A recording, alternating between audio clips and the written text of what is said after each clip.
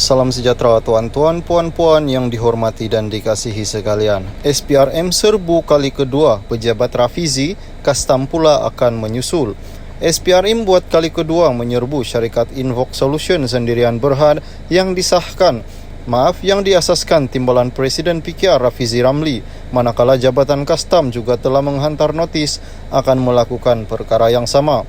Rafizi pada sidang media di Ibu Pejabat PKR Petaling Jaya hari ini berkata syarikat itu mematuhi sepenuhnya siasatan yang dibuat. Bagaimanapun dia menegaskan, tindakan itu merupakan pendakwaan politik yang bertujuan untuk mengubah sentimen terhadap Pakatan Harapan sebelum hari pengundian 19 November. Ketika kita sedang bercakap ini, SPRM buat serbuan kedua di pejabat saya di Invoke. Saya faham keadaan berlaku. Saya ingat BN pun faham apa yang mereka akan kalah PRU.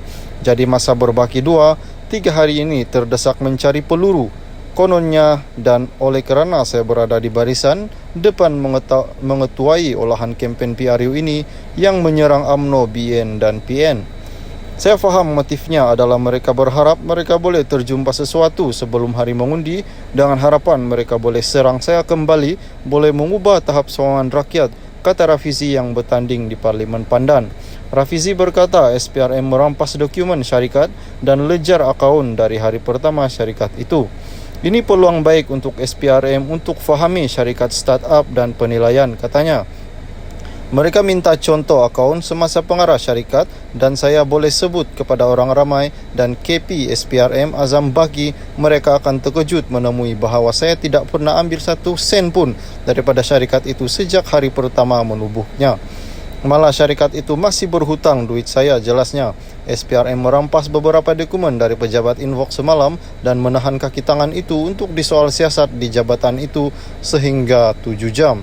Pengarah kanan syarikat Penyiasat SPRM Hishamuddin Hasim dipetik laporan utusan online mengesahkan serbuan pada 11.30 pagi itu menyebutnya cuma prosedur rutin. Menurutnya tiada sebarang kenyataan diambil daripada mana-mana individu sepanjang serbuan itu. Sebaliknya, dia berkata pihaknya hanya meminta penjelasan berhubung dokumen yang dirampas itu. Salam sejahtera tuan-tuan, puan-puan yang dihormati dan dikasihi sekalian. SPRM serbu kali kedua, pejabat Rafizi, Kastam pula akan menyusul.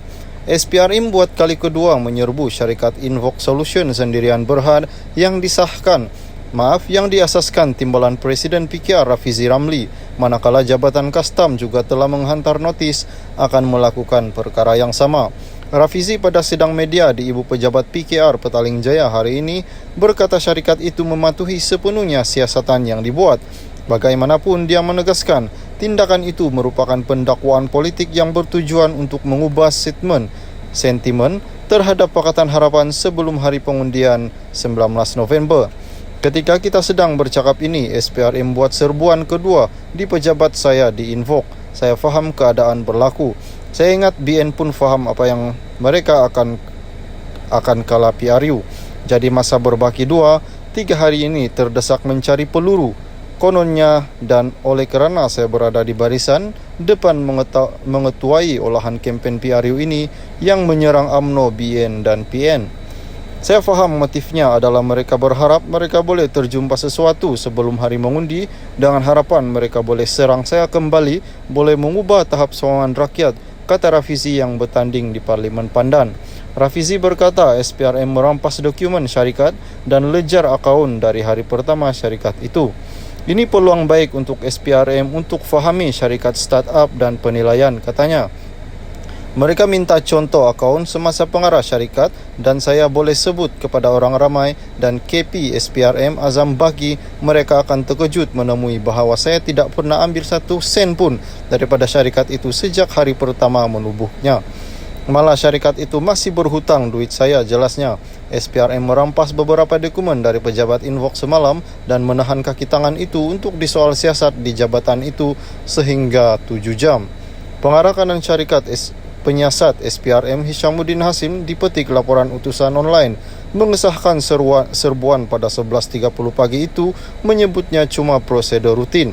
Menurutnya tiada sebarang kenyataan diambil daripada mana-mana individu sepanjang serbuan itu. Sebaliknya, dia berkata pihaknya hanya meminta penjelasan berhubung dokumen yang dirampas itu.